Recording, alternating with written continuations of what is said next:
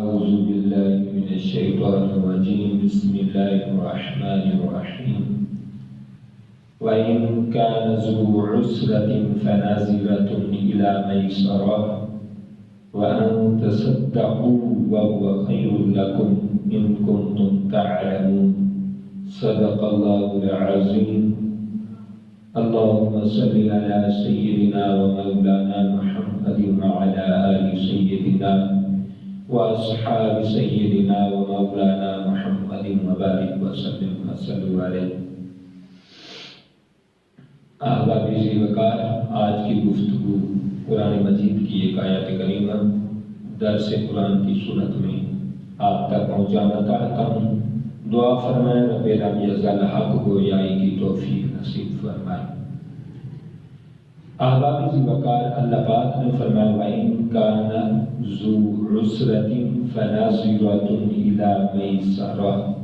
فرمایا اگر کوئی بندہ تنگ دست ہو جائے، کوئی بندہ زوال کا شکار ہو جائے، کوئی بندہ مشکلات میں گر جائے اور مشکلات میں ڈوب جائے، اس کا کاروبار کی رونقیں نہ رہیں، کاروبار کی بہاریں نہ رہیں، یا کوئی ویسے ہی غریب ہے، فرمایا اس کو جب قرضہ دو تو اسے ڈھیل دو، اسے موقع دو، اسے مہلت دو، اسے وقت دو، اس پر رحم کرو، اس پر مہربانی کرو. تو فرمایا اگر تم مہربانی کرو گے وَأَن تَصَدَّقُوا، یا تم صدقہ کر دو گے فَهُوَ خَيْرٌ لَكُمْ، فرمایا یہ تمہارے لیے بہت زبردست ہوگا. تو احباب، دو چیزیں قابل غور ہیں. ایک یہ کہ کسی آدمی کے پاس اللہ نے مال دیا ہے، پیسہ دیا ہے، جائیداد دی ہے، اللہ نے فراوانی دی ہے، اللہ نے فراخی رزق دیا ہے، تو اسے چاہیے کہ وہ غریبوں کا بھی خیال رکھے. اگر کوئی مانگنے آ جائے تو اسے خالی نہ بھیجے، کوئی ادھار لینے آئے تو اسے دے، کوئی مشکلات میں گر جائے تو اس کی رہبری کرے، اس کی رہنمائی کرے، اس کی مدد کرے، اس کی کوآپریٹ کرے، اس کی ہیلپ کرے. آقا علیہ السلام اس سے خوش ہو گئے ہیں اور حضور علیہ السلام نے فرمایا کوئی بندہ اللہ کے نام پر خرچ کر دیتا ہے اور کوئی بندہ کسی کو ادھار دے دیتا ہے، کسی کو قرض دے دیتا ہے. فرمایا یہ قرض دینا اللہ کے نام سے بھی خرچ کرنے سے 18% زیادہ ثواب ملتا ہے. اس لیے کہ جس کو آپ اللہ کے نام پر دے رہے ہیں، شاید اس وقت اس کو ضرورت نہ ہو، شاید وہ مجبور نہ ہو، شاید وہ اتنا مشکلات میں نہ ہو جتنا وہ بندہ ہے کہ اپنا منہ کسی سے مانگنا تو کوئی آسان بات نہیں ہوتی. تو وہ جو آپ کی طرف منہ ٹیڑھا کر رہا ہے، آپ کی طرف وہ صدا لگا رہا ہے، سوال کر رہا ہے، دست سوال دراز کر رہا ہے، پتہ نہیں وہ کتنی مشکل میں گرا ہوگا. تو پیارے، ہاں اگر کوئی آپ کو تنگ کر رہا ہے، وعدے خلافی کرتا ہے، آپ کو قرض واپس ٹائم پر نہیں دیتا، تو جس سے آپ تنگ ہیں تو چلو وہ علیحدہ بات ہے، آپ اس کو نہ دیں، اس کی تو آپ کی مرضی ہے. لیکن یہ نہیں کہ آپ ہر وقت ہر ایک کے لیے ایک ہی چیز رکھیں کہ کسی کو کچھ نہ دیں، کسی کو کچھ نہ دیں. ایسے نہیں ہونا چاہیے. آقا اللہ رب العالمین نے فرمایا وَفِي أَمْوَالِهِمْ حَقٌّ مَعْلُومٌ لِلسَّائِلِ وَالْمَحْرُومِ.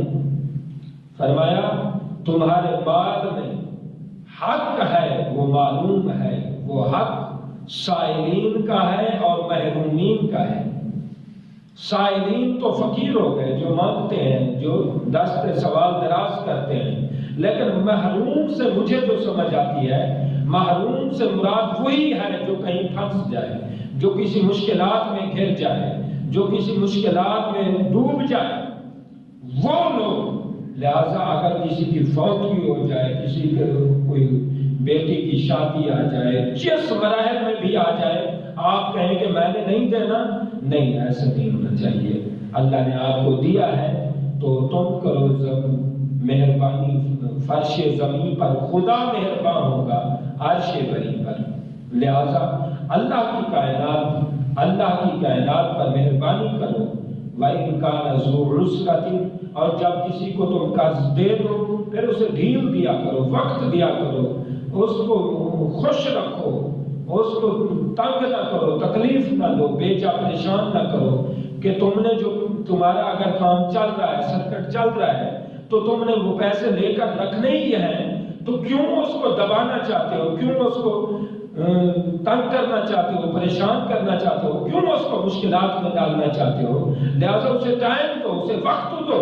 قرآن کہہ رہا ہے وَإِنْ كَانَ ذُو عُسْرَةٍ، اللہ نے تمہیں مال دیا ہے، جائیداد دیا ہے، فَنَاظِرَةٌ إِلَىٰ مَيْسَرَةٍ، فرمایا آسانی کی طرف اسے رکھو، جو اس کو آسان ہو، وقت دو، قسطوں پر لو، جیسے تھوڑے تھوڑے کر کے لو، تاکہ اس بندے پر جتنا تم شفقت کرو گے، مہربانی کرو گے، اتنا اللہ راضی ہوگا۔ 18% زیادہ ثواب ہے اللہ کے نام خرچ کرنے سے، اللہ کے نام سے خرچ کرنے سے زیادہ ثواب ہے 18%، اس کا ثواب زیادہ ہے۔ آپ کہتے ہیں کہ ہمیں وہ تنگ کرتے ہیں، تو تنگ کرتے ہیں اسی وجہ سے تو 18% زیادہ ثواب ہے۔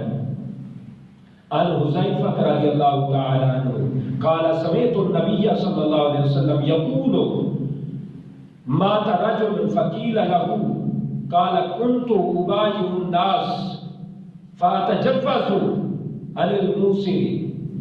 آقا علیہ السلام فرماتے ہیں، صحیح بخاری شریف کی حدیث ہے، مختلف اسناد سے حضرت حذیفہ روایت کرتے ہیں، حذیفہ بن یمان کہتے ہیں آقا علیہ السلام سے میں نے سنا حضور ارشاد فرما رہے تھے کہ بنی اسرائیل کا ایک آدمی تھا، کاروباری تھا، فوت ہو گیا، ڈیتھ ہو گئی، اللہ کی بارگاہ میں حاضر ہوا، اللہ رب العالمین نے فرمایا ہاں میرے لیے کیا لائے ہو؟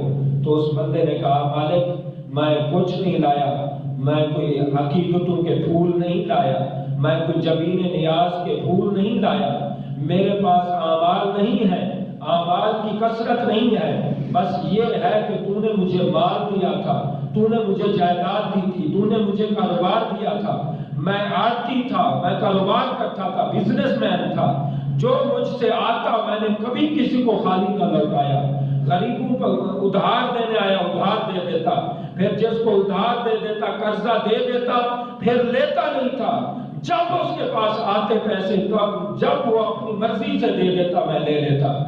کبھی کبھی کوئی مشکل میں گرا ہوتا، کسی کا کاروبار ڈاؤن ہو جاتا تو میں بالکل اسے معاف بھی کر دیتا تھا۔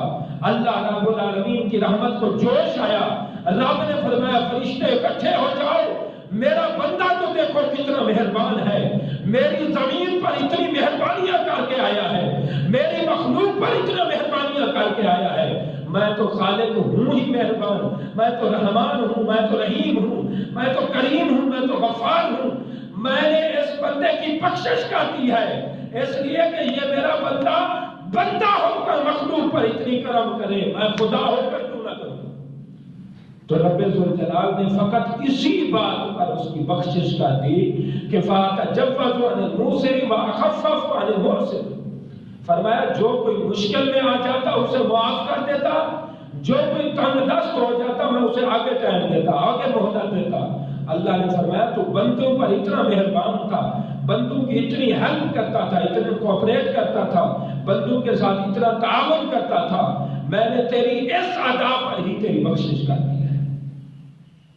لہٰذا جس کے پاس پیسے ہیں وہ مہربانی کیا کریں، وہ مہربانی کر لیا کریں، اس لیے کہ کبھی کوئی پتہ نہیں چلتا، تلک الایام نداولها بین الناس، بڑے بڑے شہنشاہوں سے وہ بھیک منگوا دے تو اس کے آگے کوئی مشکل نہیں ہے، اس کے آگے کوئی چیز مشکل نہیں ہے۔